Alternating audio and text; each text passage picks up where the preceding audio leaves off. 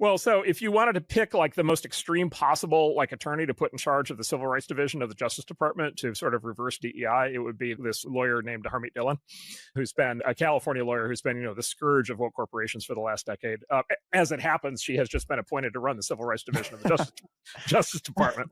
And for the people who don't track this, the Civil Rights Division of the Justice Department is the federal government, basically prosecutorial arm that basically enforces basically wokeness. They're the ones that basically have made sure for the last decade that all these companies have all these crazy policies under penalty of being investigated, subpoenaed, ultimately prosecuted.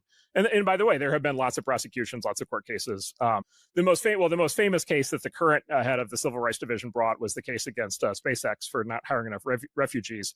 Right. Notwithstanding that SpaceX is a military contractor and is not permitted to hire non-American citizens under a separate law.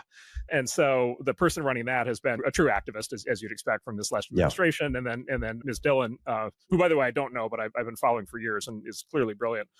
She's the exact opposite of that. And so every sort of signal is, I don't want to speak for this new administration, but every signal is being sent that they're going to basically do a 180 on all these things. And they are going to begin prosecuting companies for violations of civil rights laws in the form of reverse discrimination, which is to say discrimination against variously white people, Asians, Jews, and many other, the unprotected classes, as they say. Yeah. Right. And so signals are being sent by the appointments that there is going to be an assault that's going to be the reverse of the assault that companies have been under and universities have been under. And then, of course, the Supreme Court, ruled not that long ago that private universities are not allowed to do race-based admissions. And it's actually really funny because there's some question as to whether the demographic shift of admissions in the last year was starkly different than the year before as these institutions claim that they're coming in the compliance with the Supreme Court. There's some question as to whether discovery would show that they're actually in compliance or whether they're still playing games. So that's another thing we may find out here. And then there's a very open question as to basically whether essentially de facto that decision already has been made or will be made for private companies as well. And there's a lot of private companies that have been trying to figure out quietly how to kind of dismount from DEI for actually both reasons, for legal reasons and for cultural reasons.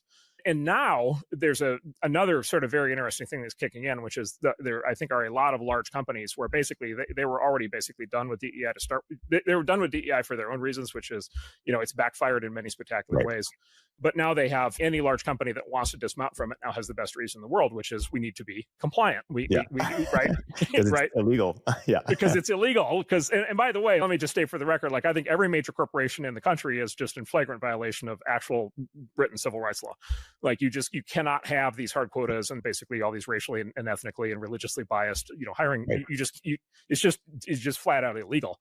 And these companies basically all went so extreme on this that they ended up in what I think is clearly mass illegality. And so as Ms. Dhillon kind of kicks in her job, let's say she's not going to lack for a shortage of targets. And so if you don't want to be a target, it is a great kind of, get out of jail free card to just voluntarily shut all this stuff down. And my guess is starting pretty quickly here. I mean, we're already starting to see it, right? So Boeing and a bunch of other, companies have already put a bullet in their programs.